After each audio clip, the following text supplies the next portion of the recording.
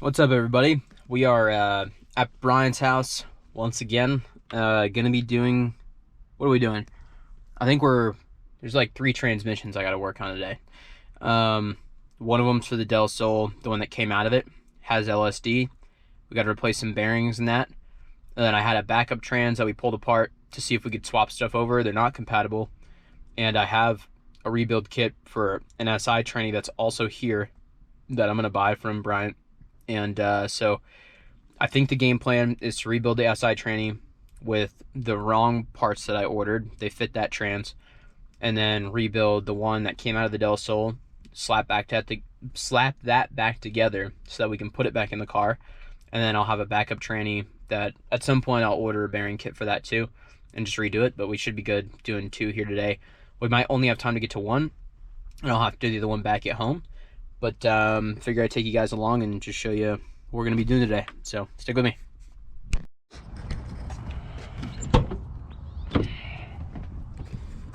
Box of miscellaneous transmission parts.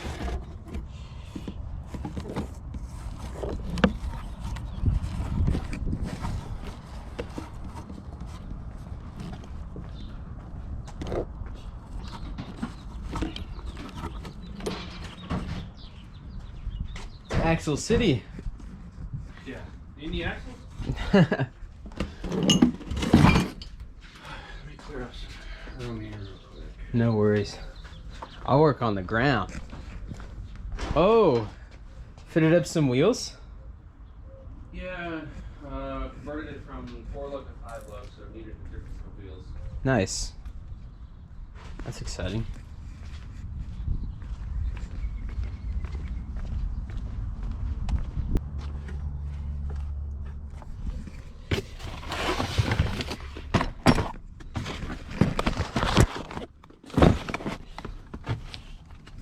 We'll stack of mail here.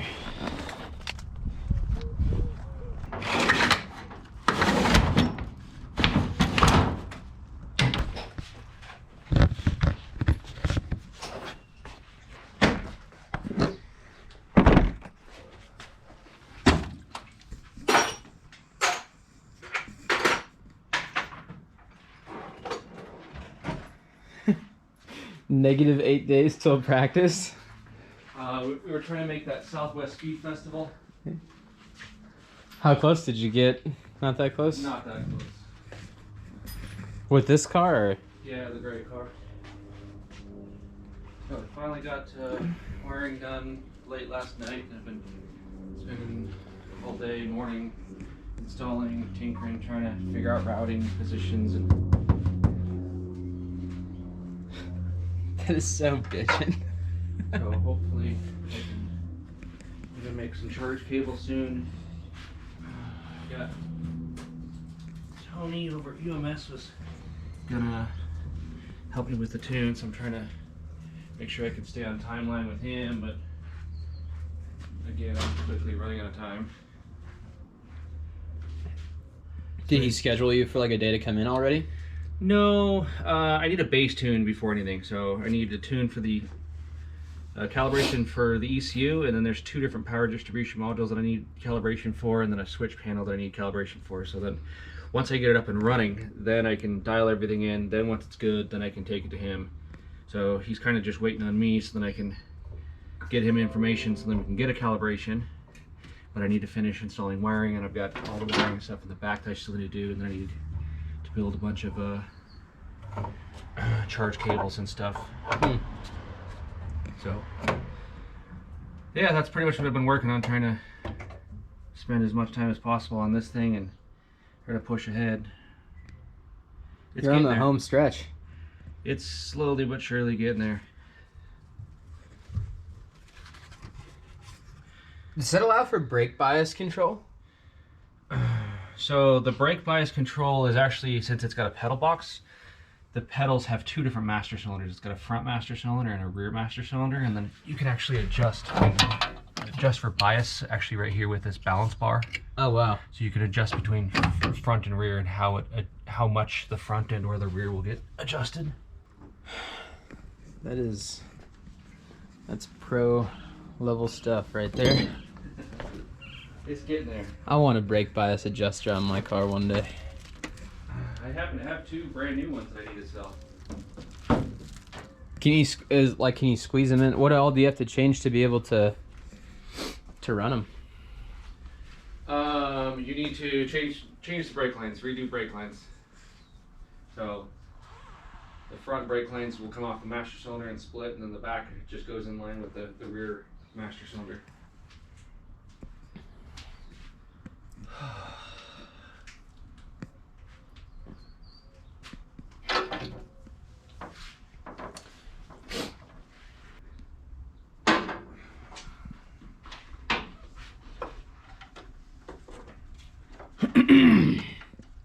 I saw a J-Swap Prelude the other day, Yeah. and it just like never occurred to me that is like it's like the perfect swap for that car. Yeah, that's a pretty big car, so I think it definitely should have came with one, but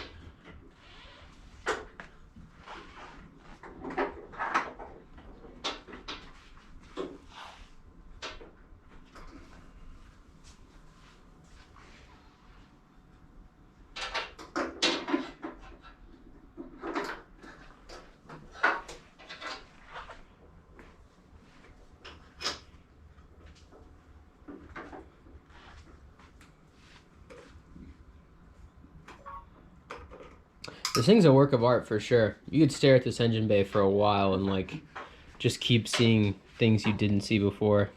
there's definitely a lot going on.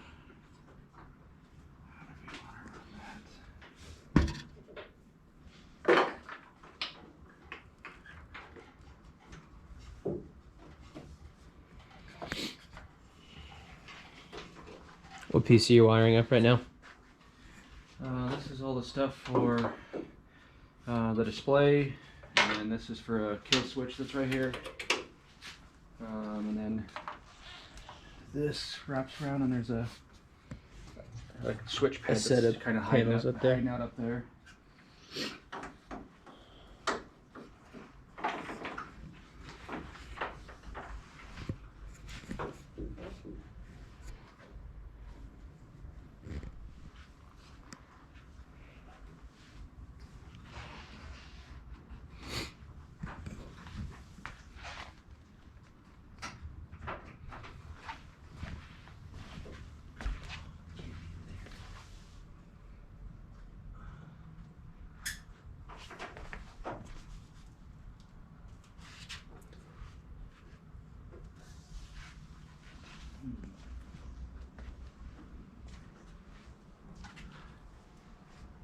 That's gonna be interesting.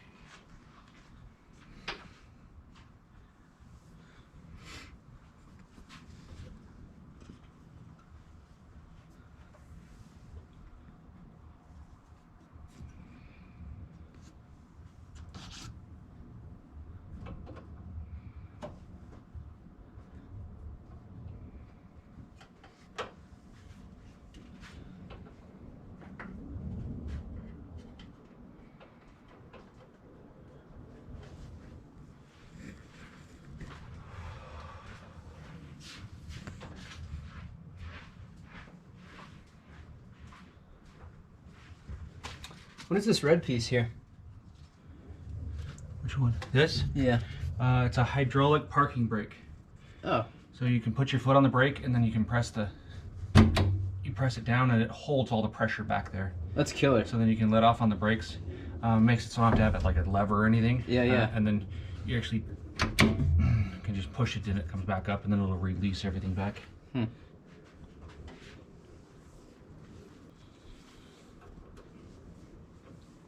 Did you have to like draw a lot of this out before you started doing it, or did you just kind of know what needed to happen step by step? Like in terms of like your fire suppression system and some of like your wire routing for this and a lot of this like hose work. So the fire suppression system, obviously it comes with its own set of instructions, and you know obviously what they recommend. And then installation is really just based off of classing. You know, different sanctioning bodies require, you know, different nozzles in different locations and stuff like that. So they only recommend you to you really only need so many nozzles, but I don't really, it's a safety thing in my opinion. So like, yeah, cool, it's extra weight and more plumbing, but I'd rather it be extra safe. So there's a handful of extra places that you routed it to. Extra places, extra nozzles and stuff where they don't really need to have nozzles, but and then as far as wiring goes, yeah, wiring, honestly, I probably spend, I wouldn't say almost as much, but I probably spend a good bit of time laying out wiring and pinouts more than anything. Like I'll probably spend the same amount of time building a harness as I do planning for a harness. So, because I'm very particular about what I want, like, so I've got multiple spreadsheets of ECU pinouts and what does what, and like then I'll have a color code, where it goes, the length of the wire, the gauge of the wire, any kind of pinouts, and then I'll have like notes and stuff for it. And obviously you have to do that. This was just the rear portion of the harness, and that happens 2, 3, yeah. So it happens each time. Obviously, each ECU plug. This is all just for the front engine, the engine harness. Then everything up front just for the chassis harness, and then the rear harness, and then each power distribution module. And it makes it nice too, especially when he goes to tune, if he has any questions, obviously, like he can literally just look at he this can and look it up and like, cool, this input, this output, and it goes, we know exactly where it goes and stuff like that. So yeah, just try to break everything down as fast as possible. And then like I have a whole entire list of components, like what components are being used and with part numbers. And so if he does have any questions, like, cool, this engine coolant temperature sensor, like, or pressure sensor, this is what the sensor is, this is the part number for it, this is obviously the pressure rating for it, so he can look up any additional information if he needs to as well. And it just makes it nice for troubleshooting.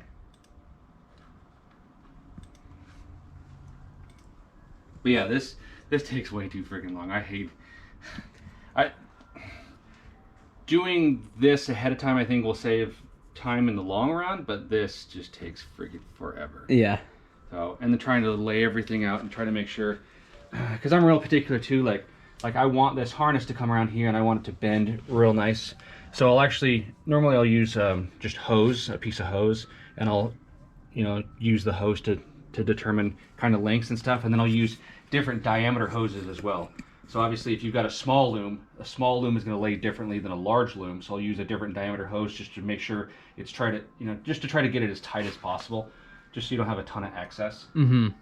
But what sensors are going to this black box right here? What electronics are hooked up to this? So in there, is that not just air running through it?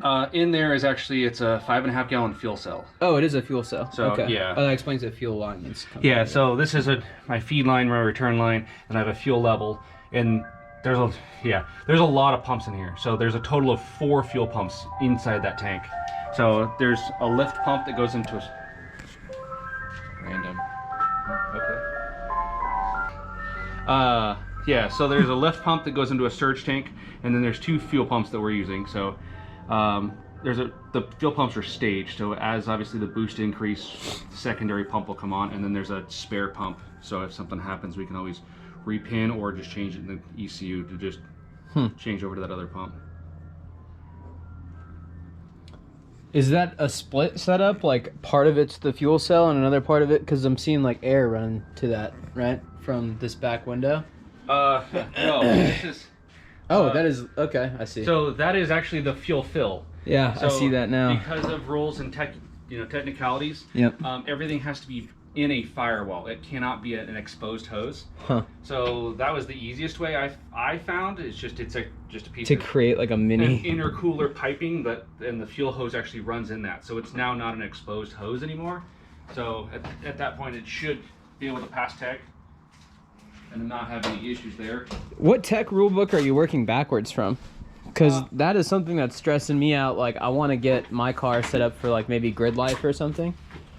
I normally go everything just based off of the NASA book.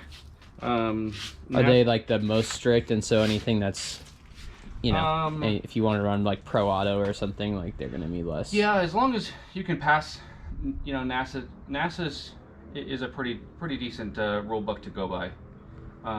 There's, you know, if you start doing like hill climbs and stuff like that, obviously the rules are a little bit more strict in certain spots, like more specifically the roll cage, like these anti-intrusion bars, like all this stuff. Technically, like this is not really needed for NASA, but if you ever do anything crazy like hill climbs, you definitely need all these, because obviously, like, you've got a cage here, but the cage can still bend. So you need all the additional bars, which again adds weight, but it's a safety thing. What would be your most ideal, the most exciting event you could run this at for you? I mean, either you know, going to Laguna Seca, I think that would be super cool. Doing, you know, global time attack stuff. Texas, the Texas track is big, going to Coda, or yeah. It's one of those, you know, like, oh yeah, I played it on Xbox, you know, because like, yeah, it's one of those like bucket list tracks for sure, but it's just so far. Yeah. And it's a lot of money. So, and it is a very, very high speed track. You really need a decent bit of power at that track, in my opinion. I mean, you can have fun in lower horsepower stuff too, but some of them guys out there are just absolutely ridiculous on that track. But yeah, hopefully, at this point, I want to get it together. I just want to hear it run already. I'm excited, nervous all at the same time. Like, it's gonna be good. That's a cool feeling. It'll be good. I just want to drive it. Hopefully, we don't have any issues.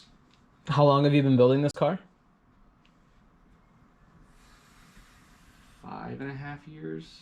In this current like rendition, because this ran and drove in a different way. It had at one point in time. Yeah, it had a different V6 in it. It just had an all-motor V6, and it was fun. It made a little over 300 horsepower on the motor. Like, was it caged at that point and stuff too? Or? It had a different cage in it, and then we wanted to do GTA. Yeah. So, and with GTA, obviously, like, it seems like for me, if depending on classing, if you want to go to GTA and you want to be fast, like if you don't have like 700, 800, 900 horsepower, like there's slow. No point. Yeah, you're just retarded slow. What is the goal setup with this setup? Not enough anymore. Yeah. We're probably just gonna max out that turbo. The turbo should be good for 600, 650, something like that. So, but yeah, at the same time we, as soon as we did the built motor, then we're like, cool, well the cage really isn't up to spec, and then we cut the whole cage out. Hi. And then redid pretty much all the cage, and then redid the dash, all the dimple dies, cut the floor out because we wanted to drop the seat down. Because that was our problem with our last cage, is head clearance was just absolutely horrible. Doesn't matter what you use, you know, trying to get seat rail, no seat rail mounting just directly to the floor, and just always seemed like you always skim that rail. So yeah, tried to tuck the cage up in there like as high as possible, and it's definitely a lot better now. So with the lowering the floor about 1.5 inches or so, and then redoing the top rails up here, there's enough headroom now. This thing is absolutely crazy. Where'd you find the front fenders? It's a whole entire kit. Just, you know, it's just a fiberglass. It's technically a drag racing front end. There's on the side of the house, I've got a wide, big fiberglass bumper and stuff. So it's what all the drag race guys use for drag front ends. It's been decent. Like, I was really concerned that, you know, we were gonna break it and stuff, but I mean, not really driving on the street. It's not a street legal car, but no way. Yeah, we reinforced the insides of the fenders and stuff. We were worried about, you know, rocks and stuff coming up and breaking through the fenders, but it's been decent. Yeah, surprisingly. So they're definitely taking a beating. This will be exciting to hear it run, for sure. I know I've personally been coming here for like 2 years and like seeing this just slowly get chipped away at. Yeah. And it's always like, every time I see it, it has the same wow factor. It isn't even boring to me. and it's been here every time I come here. Like, just something new happens on it every time. But you'd think, like, after a while, you just kind of get jaded to it. But I think it's, like, it's crazy. There's so much going on. And your attention to detail is crazy. Just marking every single attachment, every single bolt is paint matched or paint marked. My OCD than anything. Like, you did go above and beyond with this spray points too. Huh? Yeah, there's definitely, obviously, like, trying to get spray points on hot parts. And then we've got a ton of plumbing over in this corner, so I put one over here. And then there's another one back in the back corner over there. Mm-hmm. Just also in this kind of general area. But just even taking the time to, like, angle it, right? Like, a lot of people would just skip that and just go like, oh, yeah, it's in the bay, we're good. And that's, again, me just being dumb and having access to the, machines that I have, like, trying to, like, figure out, like, well, how do I mount it? And then I'm like, well, I got a piece of aluminum, then I machine the aluminum down and try to build a bracket for it to hold it just right, because, I mean, you probably could have just zip tied it and it would have been fine, but... Yeah. I mean, this is pro level race car building, like, just happening under our noses. The goal last week was to try to get it rolling, but ran into some issues with brakes.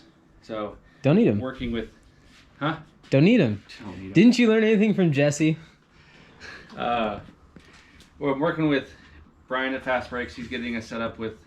I've got calipers and everything. We're waiting on rotors. I had another set of rotors. We're using just a regular off-the-shelf rotor, but they're super, super heavy. So you can go to... Honestly, you might need that for certain classes, huh? Yeah. Because if you do... Don't they make you add weight? Especially for, like, Hondas, they're so light. If you're in certain classes, I feel like the power-to-weight ratio, they usually make you add weight. Yes, if you're trying to get into a certain class, or if you're, on the line of being in one class or another, you could definitely add weight. But that's, it's a lot of rotating mass at that point. These stock rotors are almost 30 pounds a piece. So we're going away from those, and then we're going to go to a 2-piece rotor. But unfortunately, our top hats, we had custom machine top hats, and they were machined wrong. So he's going to get us some new top hats. So that'll save about 9 pounds a piece. For reference. That's wild. So it should be fun. I'm excited. Just trying to stay focused and just keep pushing. And there's a bunch of little odds and ends and stuff that I really want to go back through and redo, that we were kind of in a hurry to try to get to that race. But all this I want to go through and fix. And this isn't, the fitment's not right on this. So I'd like to go through and fix some things here. The hardware's not right. Repowder coat some stuff, and just dumb things that really don't affect the car running or driving. Just my OCD says that's not right. Things that'll bug you if you don't go back and redo them. Yeah, I get that.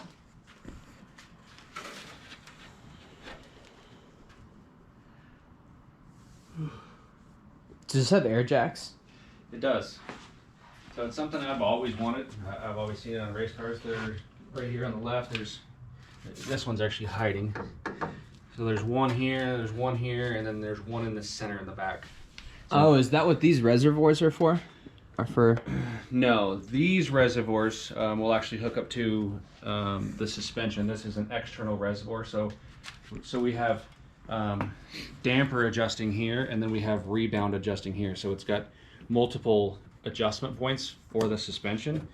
The air jacks in the very back, in the quarter window right here, where the fill is. So this is the fuel fill, and then this is where the air jacks is. So if you apply air here, and then there's a valve right here, you can open and close the valve. And that's what all of this extra plumbing over here was for. There's some plumbing, you can kind of see some plumbing over here. That's what all that was for the air jacks. But I've never used them yet, so once it's on the ground, I'm super excited to put the air in there and then actually make sure that it works. It should work no problem though. The air jacks are good for 900 pounds a piece. So any idea what it's gonna weigh? Everybody keeps asking me that. Really? Yeah. I think it's honestly going to be pretty heavy. So I think it's probably going to be every bit of 2,600 pounds without me in it. So, which is, Probably about 300 or 400 more than what I would like it to be, but I think for the power that it's going to make and for the tires that we're going to put on it, And it's going to stay front wheel drive? yeah. Now, if I were to do it again, I wouldn't have done a front wheel drive setup, but also I probably wouldn't have done a J series either, but What would you have done? probably a K. An all-wheel? Mm-hmm. Just all-wheel drive K series with a turbo. They're a lot simpler. Obviously, this is cool and all, but there's a lot going on here. Mm-hmm. There's definitely way too much going on with this thing.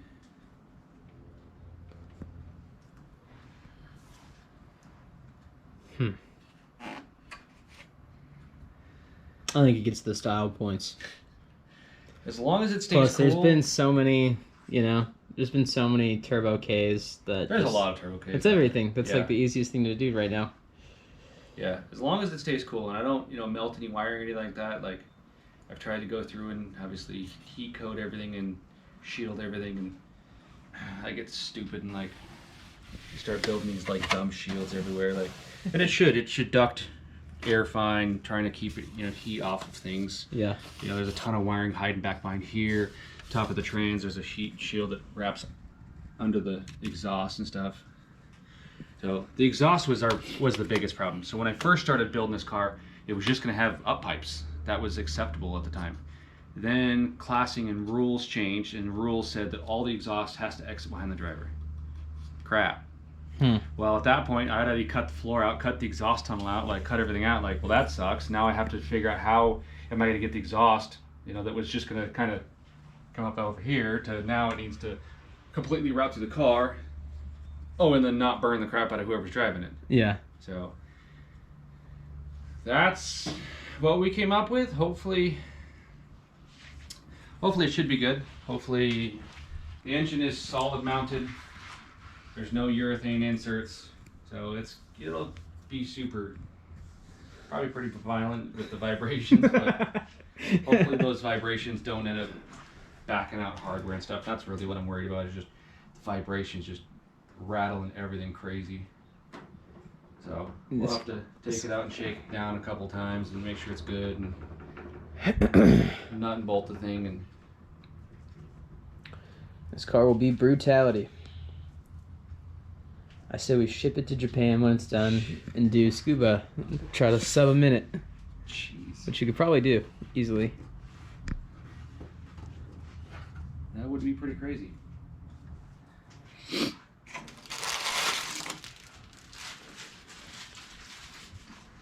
And they say, Brian son, how you get so fast?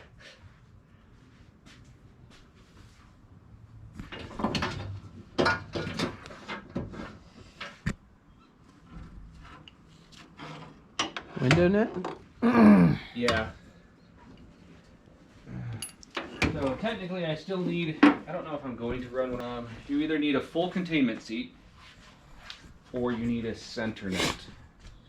So I have a full containment seat. I don't know if I'll need a center net, but yeah, between this and then there's a little bracket up here that I've made this. That's actually a pretty roomy seat. Pops in here. I feel like a lot of those full containment seats are like extremely tight. Yeah, it's not too bad. I really like the side, like where it actually will wrap around your rib cage and stuff. I like a pretty tight seat, just so you're not moving or anything. Moving around, legs straining. But there is definitely some seats are just way too tight. Some Yeah. people just like a really, really tight seat. That's no, I'm good. You're like, yeah, this isn't bad, and then you put all your race gear on, and then it gets tighter and tighter, and obviously you're getting thicker and thicker, and Yep. it just gets super, super tight.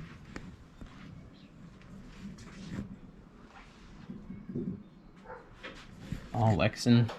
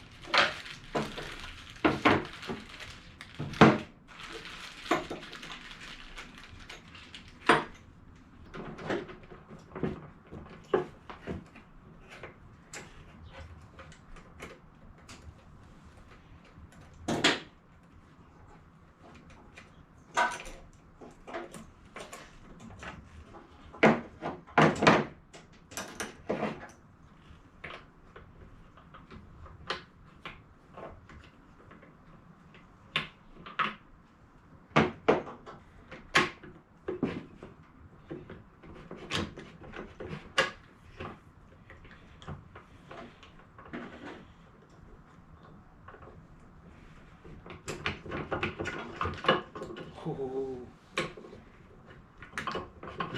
Gear stack almost said goodbye.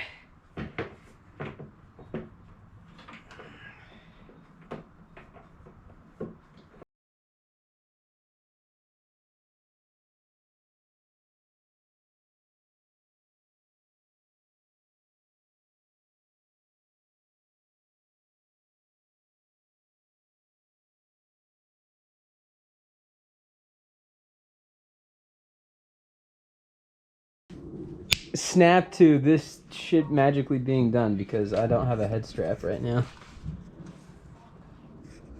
But redid all the synchros in this stack and then left the ones in here because they were fine. Replaced these top bearings. And pretty sure I put it upside down like 3 times, but Brian got it straightened out, so. Now all the edges are cleaned up, a little silicone laid down.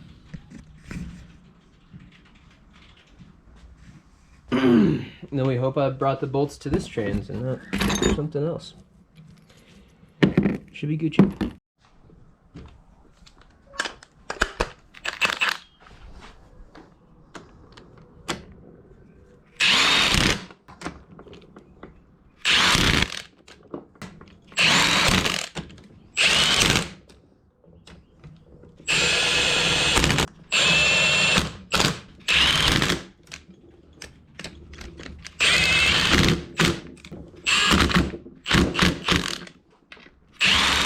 What's up, everybody? So we made it back from Phoenix. Got the transmissions here and the backup one there. I did not get a chance to do the top bearings in this one. I'll do them on the main shaft and counter shaft. But outside of that, that one's good. And there's one more SI trans at Brian's house. So I'm gonna go back up this week. I'll rebuild it. I'll shoot a video of that, just kind of practicing like this skill set of, you know, it's my first couple times rebuilding transmissions. I just happen to have more than one to do. So it's kind of nice because you can kind of get the reps in and like remember what you're supposed to do. At least for me, that helps. So, and this is the Del Sol in its current state. Swapped to a manual rack. I cleaned up the bay because this thing, I promise you, this car was never gonna rust because it was just covered in oil. It was insane. So anyway, you know, cleaned it all up. Looks decent. Threw some of the wheels on here to roll it around while I got new tread put on this set. But yeah, thank you for watching, and we'll see you guys on the next one.